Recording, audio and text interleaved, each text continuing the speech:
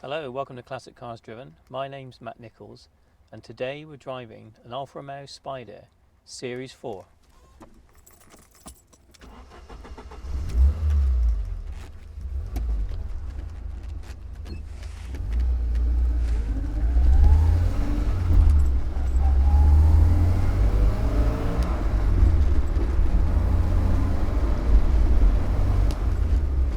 Launched in the 1966 motor show at Geneva, the original Alfa Romeo Spider was also called the Duetto or Roundtail. This car stayed in production for 3 years, had an assortment of engines, 1300 in the Junior, a 1600 and a 1750. That handed over in 1970 with the launch of the Series 2 car.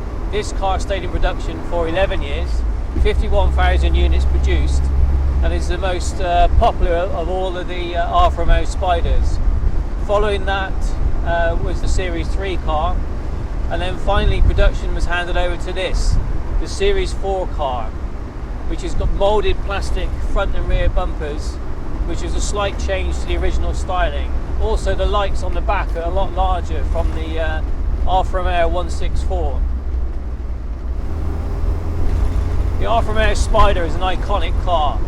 And it's interesting today to be driving the Series 4 car because what you get is still the original 105 chassis, which is a front engine, rear wheel drive layout with a live back axle and multi-link rear suspension. And what I like about that is there's a shimmy on the back of the car.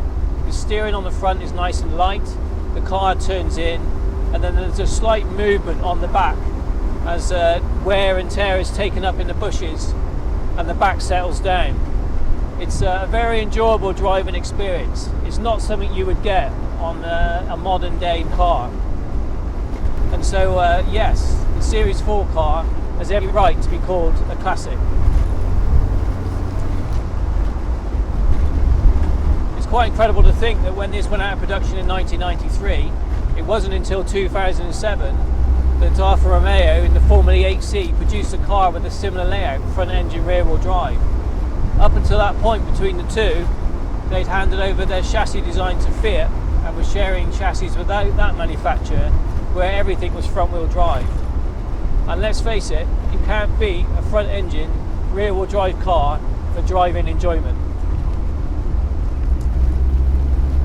The Great Escape car that we're driving today has got the 2-litre engine, twin cam, 124 brake horsepower in a car that weighs just over 1100 kilos.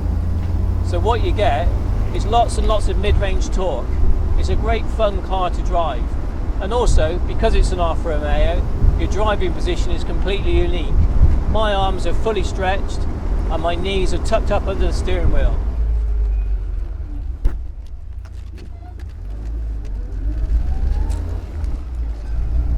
The 5-speed gearbox, which sits in the central console, where the gear changes are almost vertical as you go up and down, is slick enough. There's a reasonable amount of movement. It's not overly sportly, but with the mid-range torque you quickly find yourself back up in the 5th gear. The roof, which we've got down today, even though it's a bit chilly, the heater, I have to say, does help with that. It just, even set on a low fan setting, it just wafts enough warm air through the car to stop you freezing. There's room behind the front seats for soft bags, maps and those sorts of bits and pieces. There's plenty of room up front once you get used to the rather strange driving position. And then the boot is quite cavernous. It's surprising. It lies quite flat on the back of the car, yet when you open it, despite the rear wheel drive and the live back axle, there is quite a lot of space in the back for a good couple of suitcases, the usual golf clubs, soft bags, etc. So again, it's quite a practical 2-seat tourer.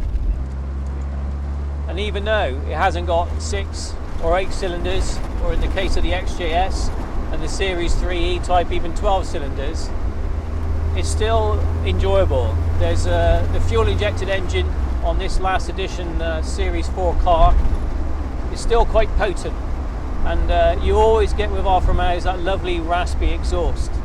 So it doesn't really matter that it's missing cylinders, it brings its own joy when you're driving. For a car with such feminine good looks, the most surprising thing about piloting the Alfa Romeo Spider is just how macho it feels to drive. I think it is that live back axle and multi-link rear suspension that give it a very mechanical feel. So you're not hidden from the road surface, and you can definitely feel the back of the car bite into corners. You sort of go in on the lift, turn, and then power your way round. It's a very enjoyable experience.